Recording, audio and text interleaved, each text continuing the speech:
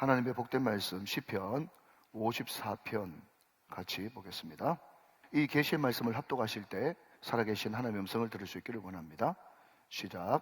하나님이여 주의 이름으로 나를 구원하시고 주의 힘으로 나를 변호하소서.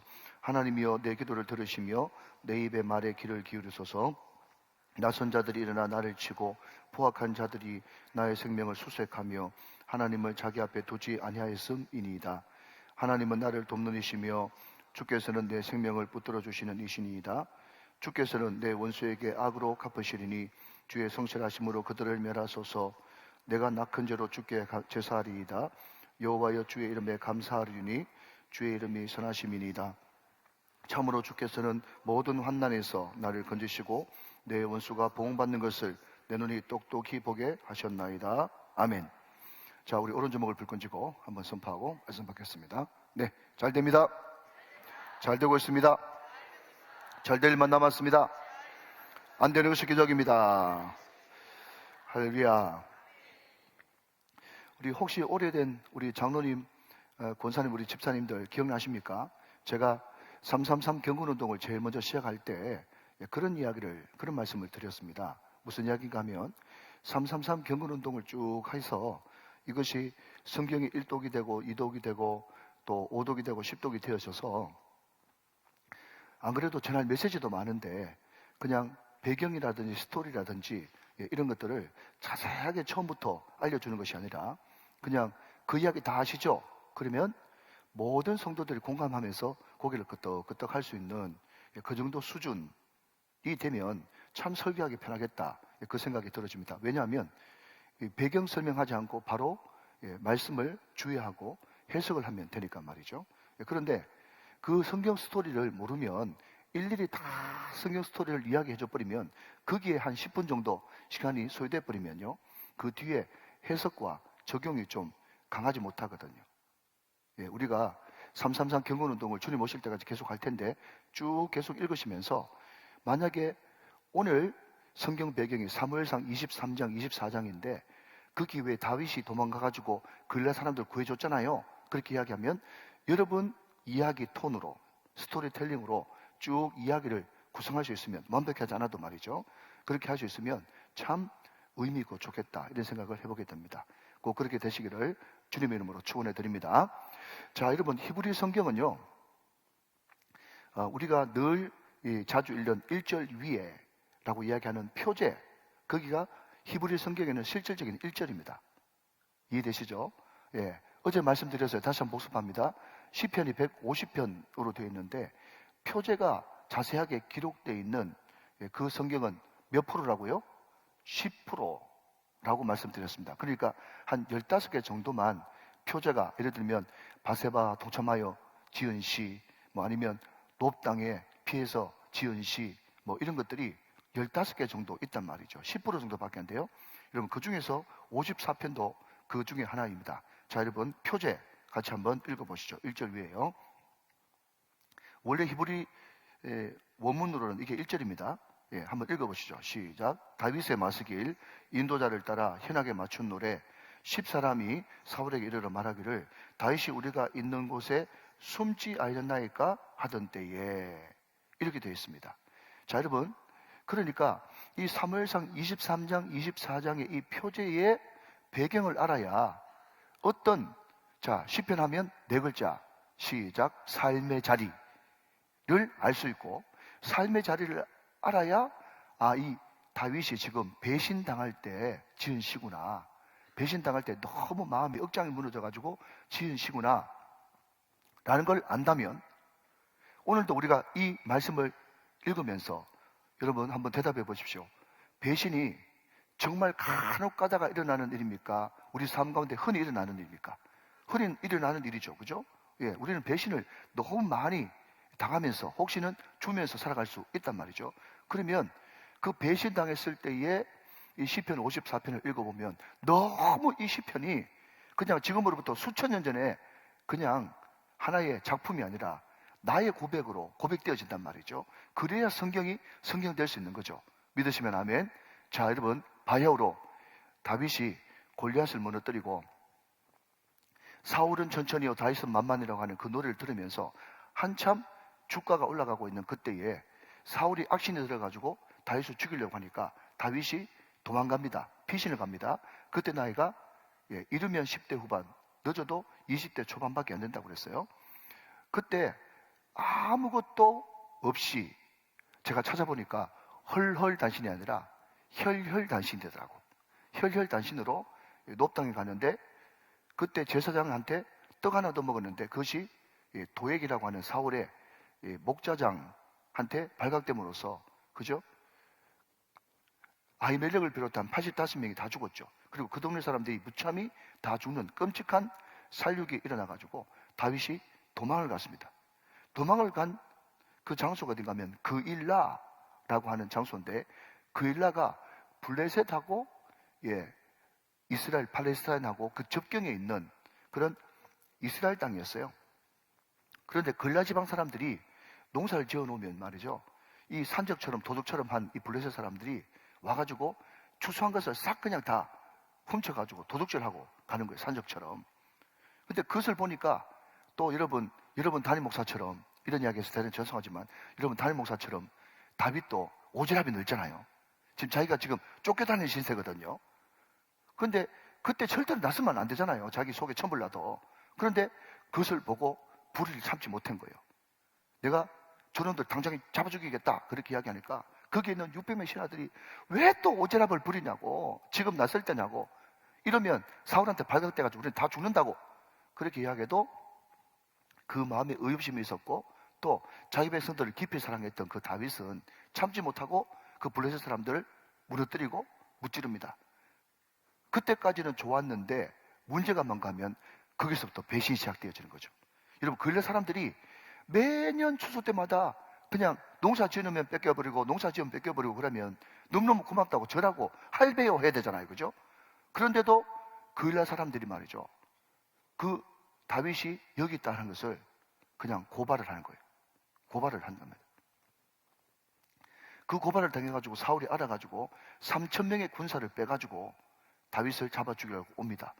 그때 여러분 성경을 이렇게 증언하고 있어요. 사무엘상 23장 13절 말씀 보시면 참 여러분 눈물이 푹 쏟아집니다. 자, 여러분 사무엘상 23장 13절 말씀. 자, 같이 한번 읽어볼까요? 시작. 다윗과 그의 사람 600명 가량이 일어나 그일라를 떠나서 그 다음 갈 수 있는 곳으로 갔더니 자, 여러분 이것을 잘 읽으셔야 돼요. 갈 수 있는 곳으로 갔어요. 이것을 다른 말로 바꾸면요. 어디 갈 줄 몰라 정처 없이 갔다 이런 뜻이에요. 갈 수 있는 곳이 있는 것이 아니라 갈 수 있는 곳이 없는데 그나마 갈 수 있는 곳이 어딘지도 모른 채 정처 없이 가는 처량하기 그지없는 상태가 갈 수 있는 곳으로 갔더니 라고 하는 그 뜻입니다. 다윗이 그일라에서 피한 것을 어떤 사람이 그 다음 시작 사울에게 말하며 사울이 가기를 그치니라 그렇게 이야기를 하고 있단 말이죠. 자, 그런데 이 다윗이 갈 수 있는 곳이 어디였는가 하면요 10광야였어요. 숲을 근처에 10광야인데 광야는 완전히 뻥 뚫린 괴활지이기 때문에 그냥 그것은 피난처가 될 수가 없습니다. 그런데 왜 다윗이 10광야로 갔냐 하면 사무엘상 23장 24장 다 읽어보세요. 자, 우리 저를 보시고. 그런데 그 10광야가 지역적으로는 어느 지역인가 하면은 유대 지역이었어요. 유대. 자, 그러면 여러분 다윗이 무슨 지파? 유대 지파, 유다 지파거든요. 그러니까 자기 고향 어느 땅덩어리 광야 한 기통이라도 가면 그래도 마음의 안정감이 좀 있지 않을까 싶어가지고 10광야 유다 지역으로 피했는데 거기서도 사람들이 어떻게 했는가 하면 또 다윗이 여기 있다고 10광야에 숨었다고 또 사울한테 고자질하는 그런 역사가 벌어졌단 말이죠. 그러니까 그일라에서는 도와주고 고발당했습니다. 10광야에서는 자기 지파한테 고발당했습니다. 그러니까 다윗이 너무너무 지금 고통스러운 배신 가운데 빠져 있는 것입니다. 자, 여러분 먼저 성경 한 구절 보고 계속 말씀을 좀 이어가도록 그렇게 해볼까요? 야고보서 5장 13절 말씀 한번 보세요. 야고보서 5장 13절. 야고보서 5장 13절이에요. 자, 같이 읽습니다. 시작. 너희 중에 고난 당한 자가 있느냐? 그런 기도할 것이요. 즐거운 자가 있느냐? 그런 찬송할지어다. 라고 했는데, 여러분, 많은 사람들이 이야기하기를 고난이 우리 인간에게 누구에게 찾아오는데 뭐 어떤 고난이라도 다 힘들겠죠.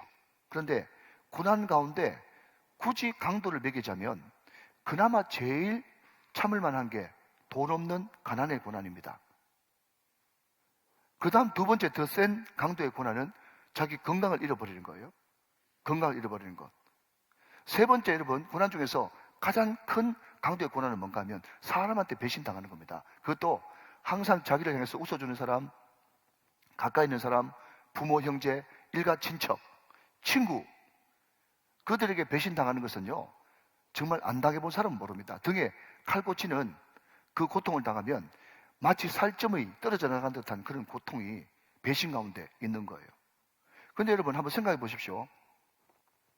우리가 생각할 때는 정상적인 인격을 가지고 그 사람이 정말 짐승이 아닌 사람이라면 당연히 신실하고 또 충성스럽고 신의를 지켜야 되지 않습니까?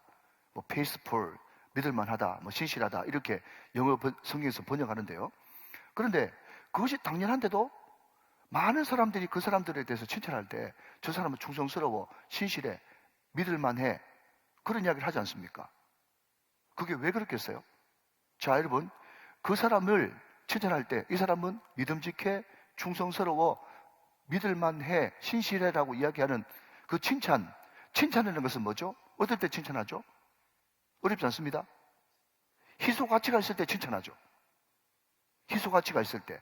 그러니까 우리가 생각할 때는 상식적으로는 당연히 사람이 사람답고 사람다움에 믿을만하고 신실하고 거짓말 안 하고 충성스러워야 되는데 맡은 사람이라면 말이죠. 그런데 대부분의 많은 사람들이 그렇게 하지 않는단 말이죠. 그러니까 이것을 거꾸로 반대로 말하자면 많은 사람들이 다 배신을 하면서 배신당하면서 그런 아픔을 겪으면서 살아갑니다.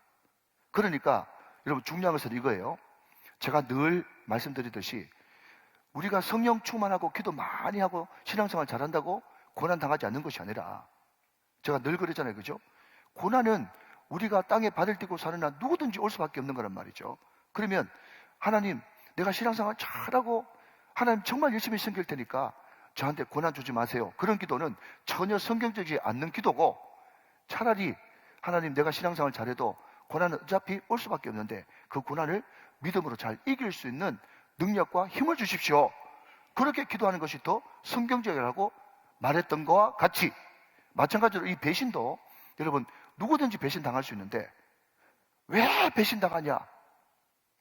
내가 왜 배신당해야 되느냐? 그 사람이 나한테 어쩌면 그럴 수 있느냐? 어짜 여러분 힘을 넣지 말고 사람은 누구나 배신할 수 있어요.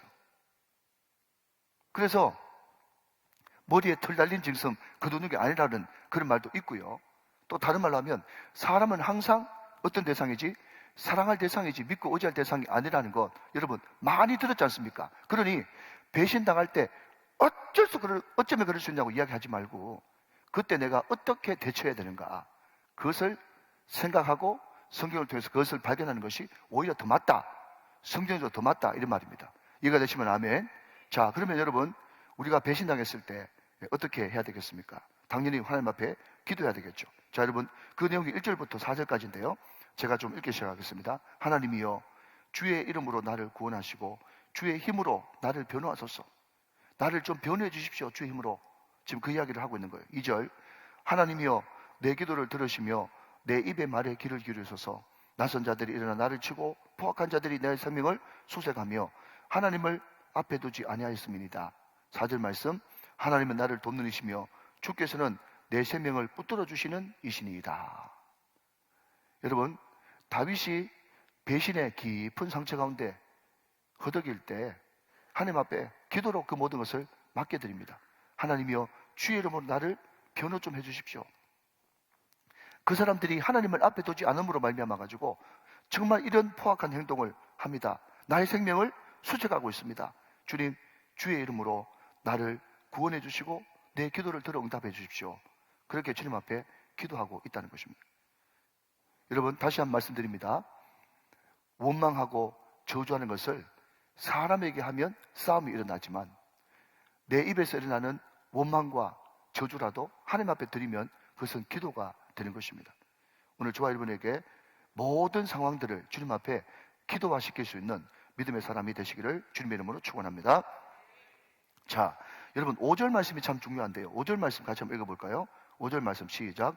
주께서는 내 원수에게 악으로 갚으시리니 주의 성실하심으로 그들을 멸하소서 그랬습니다.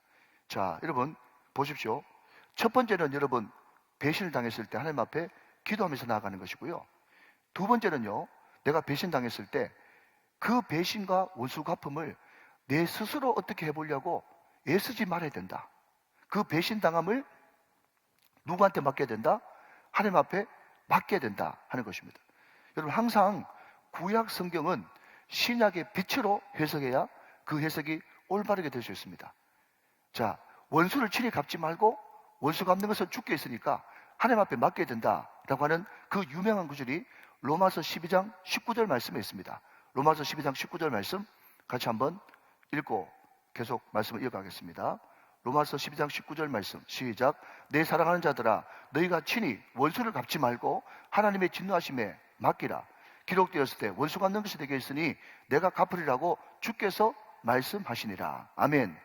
자, 여러분 어떤 사람이 나를 배신하고 내 마음에 큰 상처를 줬을 때 그것을 내가 갚으려고 하면 그때부터 문제가 생기는 거예요. 어떤 문제예요? 내 에너지가 그쪽으로 빨려 들어가 버리는 거예요.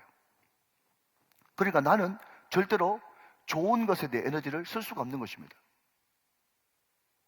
여러분 그 사람이 진짜 큰 대인배인가 소인배인가 그것을 가늠하는 큰 척도가 뭔가 하면 말이죠. 큰 척도가 뭔가 하면 그 사람한테 완장을 치워줘 보면 압니다. 힘이 생기는 거죠. 만약에 여러분 10년 전에는 힘이 없었다가 10년 뒤에는 힘이 생겼어요. 그런데 그 사람이 쫄보고 소인배면 말이죠. 자기가 가지고 있는 그 완장과 힘을 가지고 어떻게 하려고 하는가 하면 원수 갚는데 그 힘을 다 써버리는 거예요. 다른 말로 바꾸면 사람을 죽이는데 그 힘을 다 써버리는 거죠. 그 사람은 더 이상 소망이 없고 그 그릇이 고개 까진 거예요. 그런데 대인배는 하나님이 정말 쓰시는 다윗과 같은 이런 인물들은 어떻게 하는가 하면요. 자기가 가지고 힘을 가지고 정말 사람을 살리고 하나님을 영화롭게 하는데 그 힘을 사용하는 것입니다. 그러면 하나님을 영화롭게 하고 또 사람을 살리는데 쓰는 힘이 뭐냐? 결국 예배, 기도, 전도예요. 여러분 믿으십니까? 이것을 다른 말로 바꾸면 333 경건 운동에 내 모든 힘을 사용하고 쓸 때에 우리는 날마다 더 많은 사람들을 살리는 그런 믿음의 사람이 될 수 있다 하는 것이죠. 사랑하는 여러분, 하나님께서 여러분에게 힘과 능력을 주셨을 때 과거의 쓴뿌리를 극복하지 못하고 사람 죽이는데 그 힘을 사용하지 마시고 예배하고 기도하고 선교 전도하고 333 경건 운동에 여러분 살리는데 여러분의 힘을 사용하시기를 주님의 이름으로 축원합니다. 여러분 그게 바로 다윗의 영성이었잖아요. 자, 여러분 한번 살펴보도록 하겠습니다. 자, 여러분 사무엘상 23장 27절 말씀. 네. 다시 좀 이따 보게요. 사무엘상 24장 11절 12절 말씀. 사무엘상 24장 11절 12절 말씀. 자, 이게 뭔가 하면 이제 사울이 직접 다윗을 이렇게 잡으러 왔었었는데 이때 사울이 갑자기 배가 아파가지고 동굴에 들어가서 이제 용변을 보게 되죠. 그때 모든 사람이 이제 사울을 죽일 수 있는 찬스다 그렇게 이야기했었을 때 다윗은 사울을 죽이지 않고 다윗의 옷자락만 베는 그 장면의 배경입니다. 자, 11절 12절 말씀 같이 한번 읽어보겠습니다. 시작. 내 아버지여 보소서 내 손에 있는 왕의 옷자락을 보소서 내가 왕을 죽이지 아니하고 그 옷자락만 베었은즉 내 손에 악이나 죄가가 없는 줄을 오늘 아실지니이다. 왕은 내 생명을 찾아 헤아려 하시나 나는 왕에게 범죄한 일이 없나이다. 12절 말씀 시작. 여호와께서는 나와 왕 사이에 판단하사 여호와께서 나를 위하여 왕에게 보복하시려 나와 보복하시려니와 내 손으로는 왕을 해하지 않겠나이다. 자, 여러분 여기 보시면 여호와께서는 나와 왕 사이를 마사 판단하사. 자, 여러분 이 다윗의 영성은 뭔가 하면요, 나는 어떤 순간에도 하나님 자리에 앉지 않겠다는 겁니다. 그게 놀라운 능력이에요. 여러분, 겸손이 뭐냐라고 한다면요, 제가 지난번에 말씀드렸습니다. 내 앞에 어떤 일이 있어도 이상하게 여기지 않는 것, 그게 겸손이라고 앤드류 머레라고 하는 사람이 이야기했다고 그랬고, 또 하나 겸손이 뭐냐 하면요, 하나님 자리에 내가 앉지 않는 것이 겸손입니다. 모든 선악간의 판단은 누가 하십니까? 하나님이 하십니다. 선악과를 만드신 분이 누구십니까? 하나님이세요. 그게 바로 선악과예요. 그러니까 선악과, 선악간에 판단하실 분은 누군가 하면 오직 하나님 한 분이시고, 나는 그저 하나님의 판단을 기다릴 뿐, 절대로 내가 하나님 자리에 서가지고 내가 이것은 옳니, 이것은 그러니, 이것은 맞니, 이것은 틀리니 라고 하는 그 판단을 내가 하지 않겠다는 것, 이것이 바로 겸손인 것입니다. 여러분, 항상 그렇기 때문에 우리 예수 믿는 사람의 주어는 하나님이에요. 여호와입니다. 그래서 여러분, 다윗이 정말 살인교사죄를 짓고 간음죄를 지었음에도 불구하고 그래도 이새의 아들 다윗을 만나보니 내 마음이 합한 자라고 했던 그 하나님의 기준이 뭔가 하면, 다윗은 항상 입만 열면 하나님, 입만 열면 여호와예요. 그리고 로마서 12장 19절 말씀에도 이런 보셨듯이 원수 갚는 것이 누구한테 있다고 그랬어요? 하나님께 있다고 이야기하면서 네가 스스로 갚지 마라, 내가 갚아주겠다고 말씀하고 있다는 것입니다. 여러분, 우리가 참 배신당하고 고난당할 때, 그때 바깥으로 볼 때는요, 너무너무 마음이 아프고 먹구름이, 인생에 먹구름이 낄 때입니다. 그죠? 그런데 수많은 위대한 하나님의 사람들이 고난을 뭐라고 이야기했는가 하면 변장된 축복이라고 그렇게 이야기를 했어요. 변장된 축복.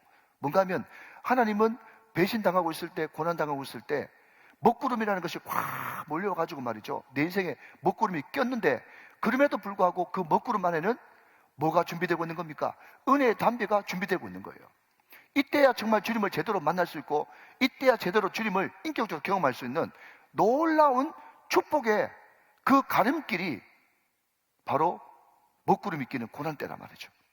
여러분, 우리가 오늘도 이 예배를 드리고 말씀을 끝나고 난 다음에 찬양 부를 때 비준비하시니, 그 찬양을 부를 건데, 여러분, 비준비하시니 이게 어떤 사람이 그냥 쓴 시가 아니고 말이죠, 시편에 있는 말씀입니다. 자, 시편에 있는 말씀 한번 확인해 보고 가겠습니다. 시편 147편 8절 말씀.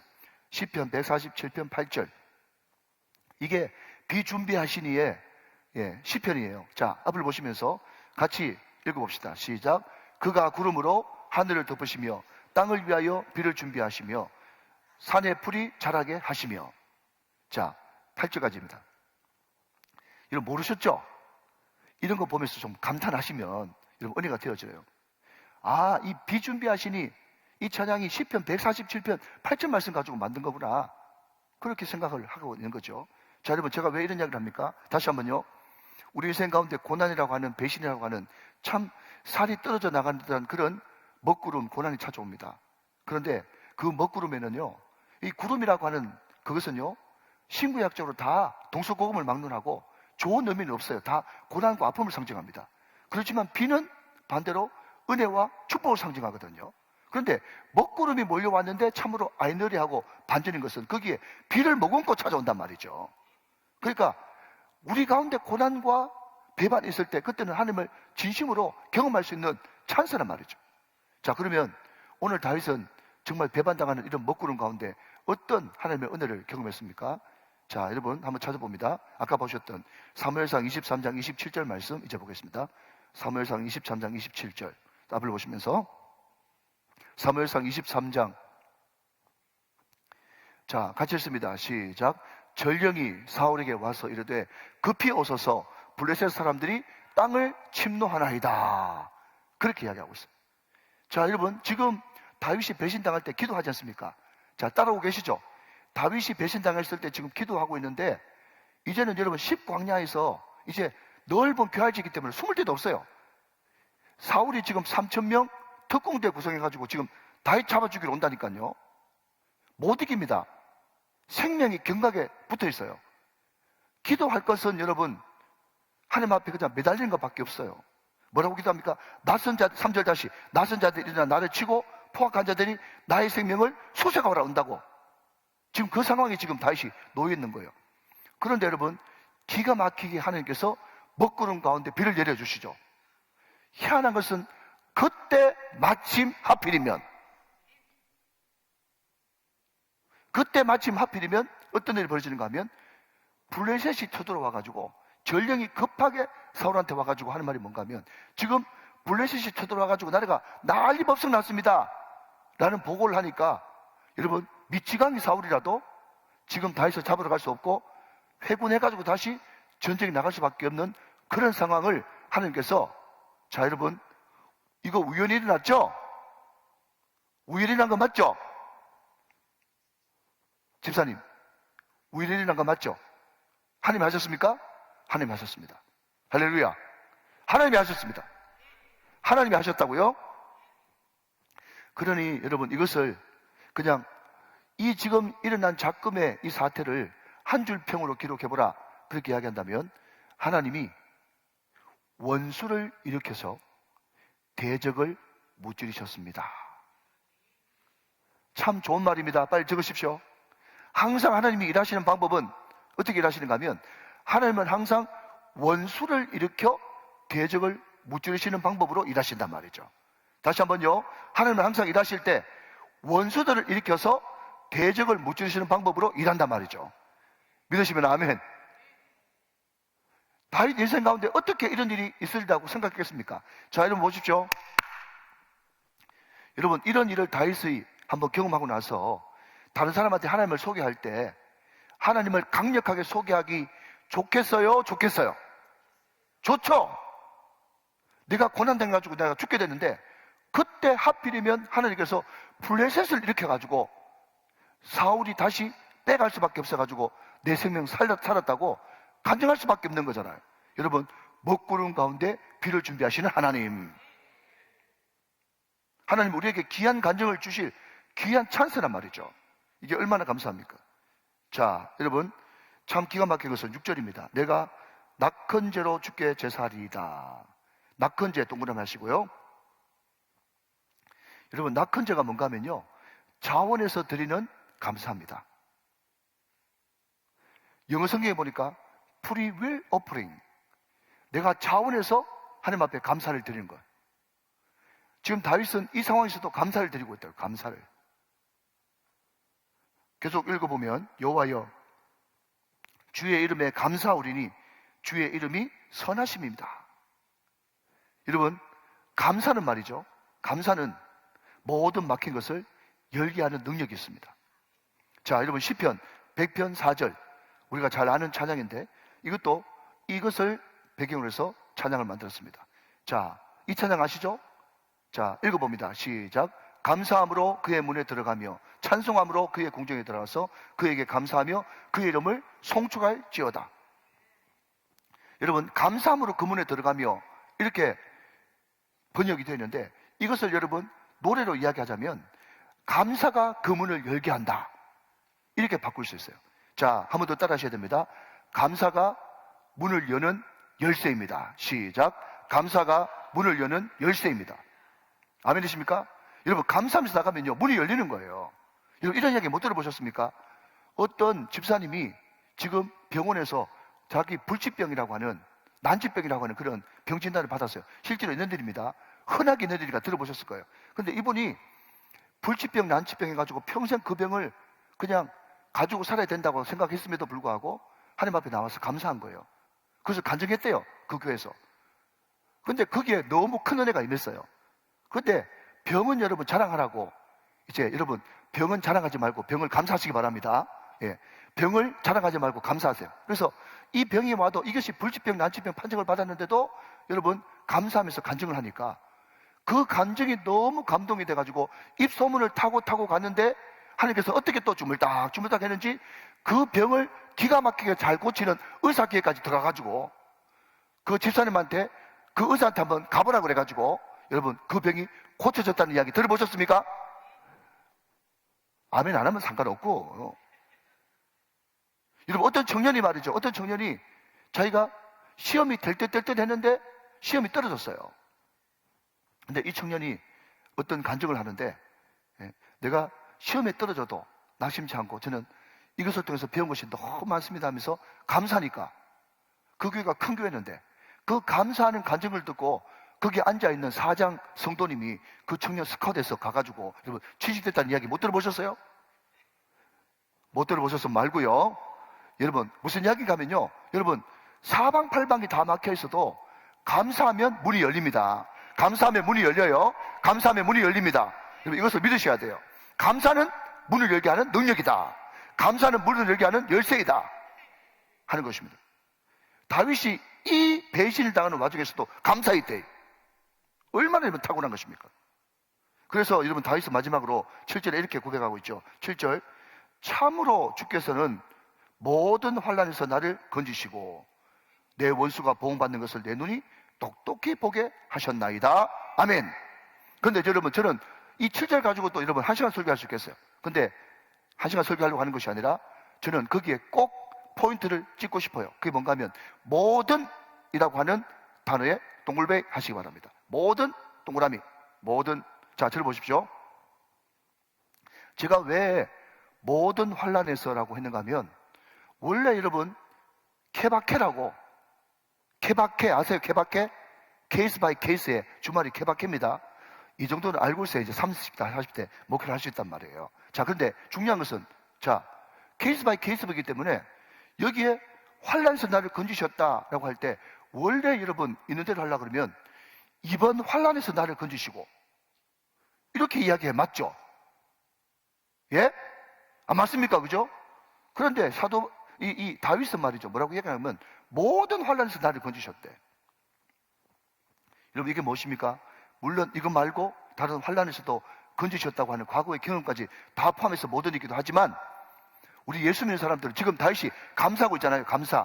감사는 받은 것만 감사하는 것이 아니라 주신 은혜 감사하고 주실 은혜 감사하고 이게 진정한 감사라는 거예요. 여러분 만약에 여러분이 입장을 바꿔놓고 1분만 만약 여러분이 입장을 바꿔놓고 하나님이라 그러면 다윗이 노래할 때 이번 환난에서 나를 건지신 주님을 찬양합니다 이렇게 이야기하는 게 기쁘겠어요? 아니면 이번에 이렇게 극적인 드라마틱한 그런 환난에서 건지신 주님께서 내 인생 모든 환난에서도 나를 건지실 줄로 믿습니다 이렇게 찬양하는 것을 너무 기뻐하시겠냔 말이에요. 사랑하는 여러분, 하나님께 감사할 때 앞으로 주실 은혜에 감사하시길 바랍니다. 이번 환난에서 건지셨다고 감사한 것만 하지 말고 모든 환난에서 건지실 하나님, 모든 원수가 내 앞에서 쓰러지는 것을 똑똑히 보게 하실 그 주님 앞에 감사할 수 있는 저와 여러분 다 되시기를 주 예수 그리스도 이름으로 축원합니다.